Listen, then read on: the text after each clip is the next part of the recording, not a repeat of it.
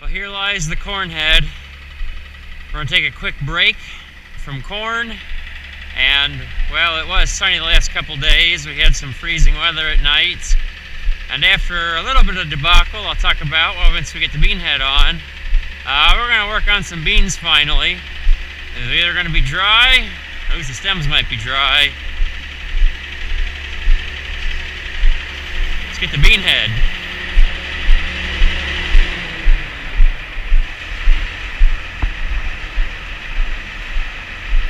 Hopefully he can stop. Oh, getting up close and personal view.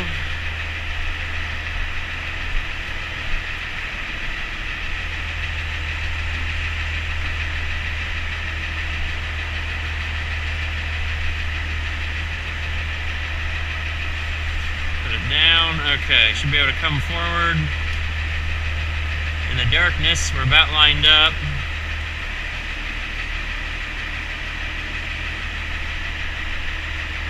Just a little more.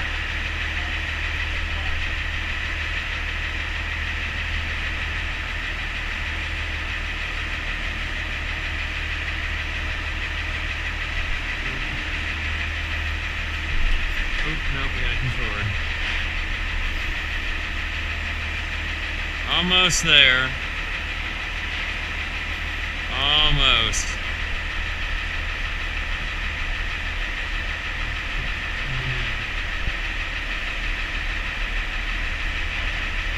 Pick a gear. Woo! There we are. It's on. Bean head is all to the combine. I gotta watch out for the mirror above my head. Well, let's see what we can run into. We got a good clear line over here. The other side should be pretty close. The only thing that there's plenty of room. Thought it'd be a little close to the binder, but we got the binder parked in the corner pretty good. Everything else is out of the barn. We cleaned this out yesterday to get the bean head out. So we had the hay mower where I was standing. Corn picker has been going in front of it for now. And we just had a couple grab wagons on the other side. So, yep, here's bean head. It's on. Let's get them. You got this side locked in, Shiloh? Oh, this side, why did I pick this side? This is the hard side. We got the up and down. There are electric feelers for the auto header height. Swing this down. Get it far enough forward. Get it to lock. Get way down here in the mud. Right there. Might need our hammer. One of these sides is a little stiff compared to the other.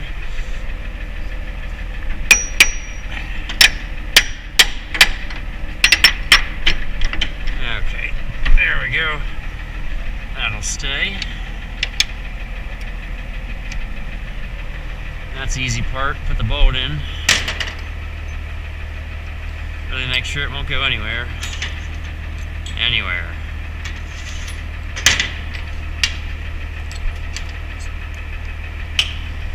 Come from the front. If we had the throat cleaned off nicely, this should go right through. Should.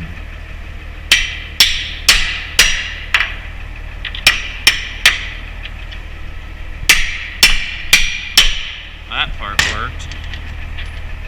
I don't think we flat-sided that too bad.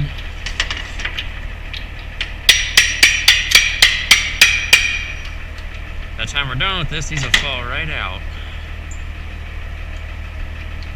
Okay. Spin, spin, spin, spin, spin. Let's see, Dad's got the connector on the other side. For safekeeping of everybody's fingers, we'll just cover that up.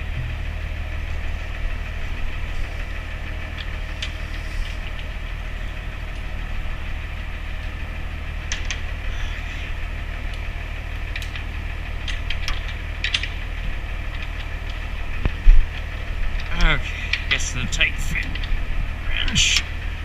Oh. Mine's tight. I get in here and behind the schmutz, there's a wing nut. Pull this off. Spin, spin, spin some more. It's so much nice keeping this thing inside. We used to have to store it outside because we didn't have the barn space, couldn't fit it in the barn. And then we finally built this hoop barn. Now, so we lined something up. That's not right. Really? Yeah, it is. Yeah, there we go. Wires are... Gonna plug our wires in. Spin our wing nut on. Now, this did sit outside after we blew the head gasket, so we're gonna see how good our contacts are. Might have to get a little bit of emery cloth or sandpaper to clean up the two bolts that act as contacts. That spring is doing absolutely nothing. I have to hook. Ooh. Let's see if I can get that to hook.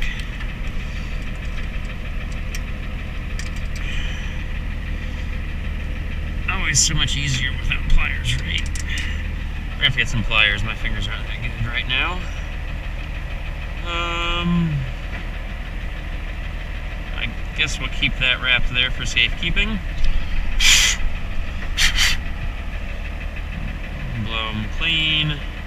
Stick it in.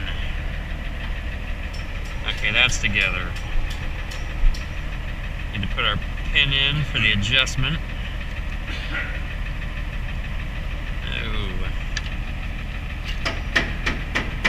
Yeah, this rod adjusts where this sits to change height. So you can move the two contacts. Or no, that keeps the contact. Man, just everything moves. I don't know if I have a good explanation. I understand how it works, but I'm not well versed without sitting here and studying it first myself. But something moves, something stays in place, and it's all adjustable.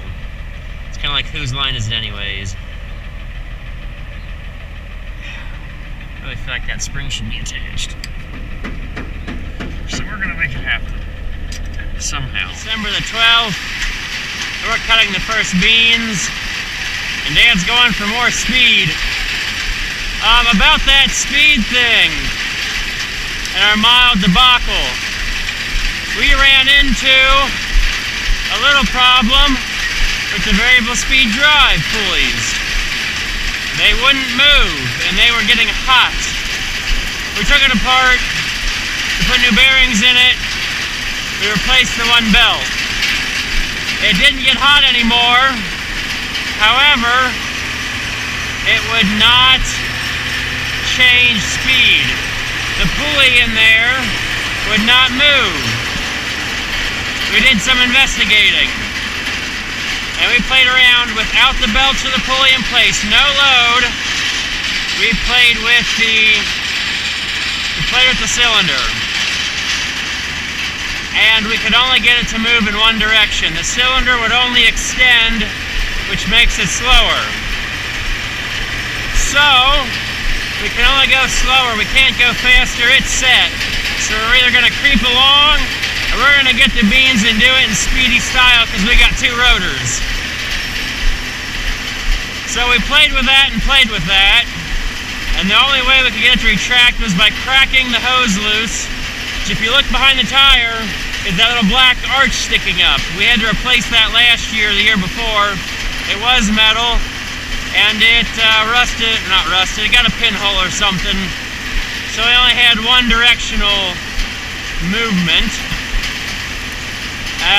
So to get it to the cylinder retract, we broke the hose loose, pushed it in by hand, lost a little bit of oil, and we're going with it.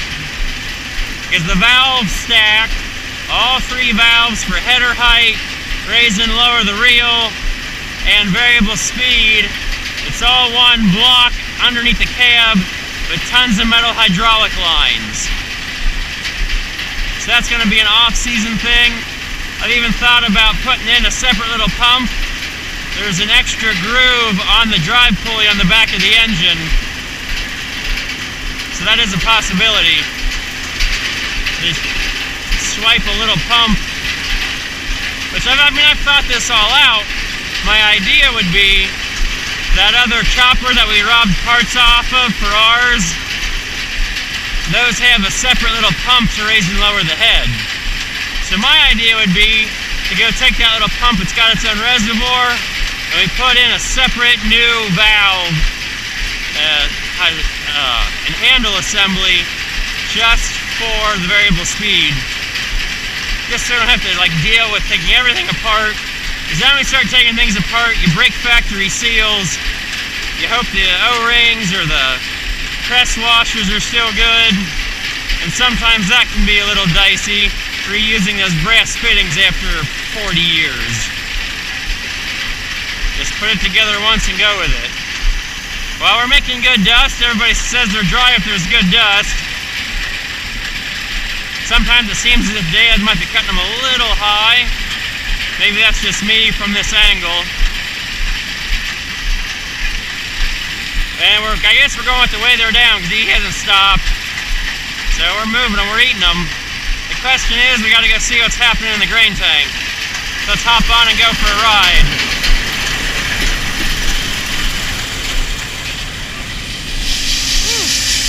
Well, they're beans. Now, these are by the road. Come on. Get a little handful. Now what do we see? Okay. That one's a little funky. But out of this whole handful, you might have got 50 bean seeds there. Well, there's this one that just split real easy. There's 2, maybe 3 that are very noticeably not happy.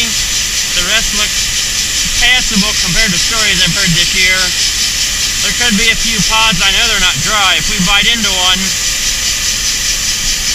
yeah. They're not that dry, but we get them now or we don't get them. As you can see, they're not standing. The edge just took a big wad in. I heard it probably go through the rotors.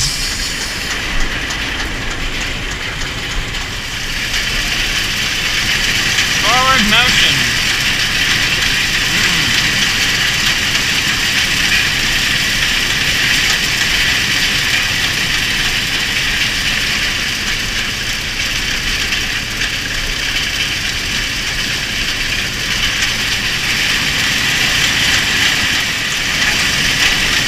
Yeah, we're easily a month plus, more like plus behind. Typically beans we're working on the end of October.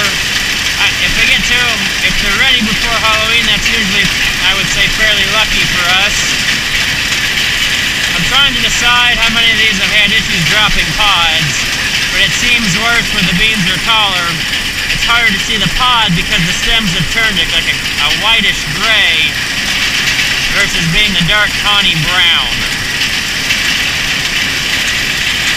Now looking down, I don't see too many beans at the header, which I guess if we have header loss, that means the pods are dry and we're getting these at hopefully a good time. Hopefully. By good, I mean the beans will shell out of the pod.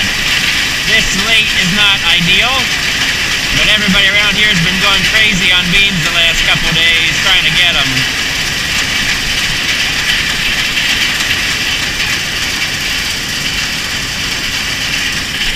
Now, today was a little warmer. Oh, here comes the dust. Today was a little warmer. So there's the top of the ground that can be a little slimy.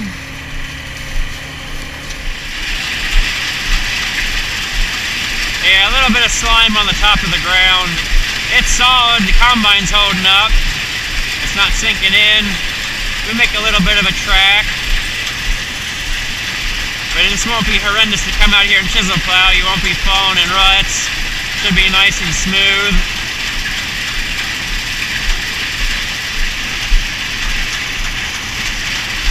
Now these are almost leaning away from the combine, but they're also leaning across. So we're going with the rows. Hopefully if we hit tire tracks just right. Yeah, a little bit wanting to fall out the edge. It does that real bad when it's down. This side's got a little pileup, but it's not bad.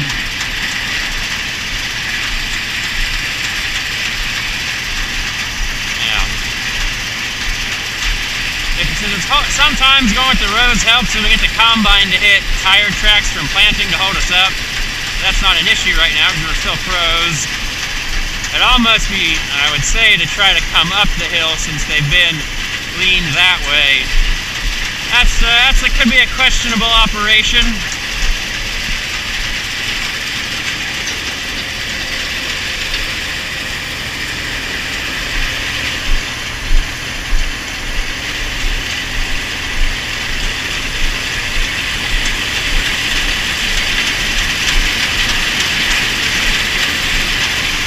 It's real tough with them leaning away.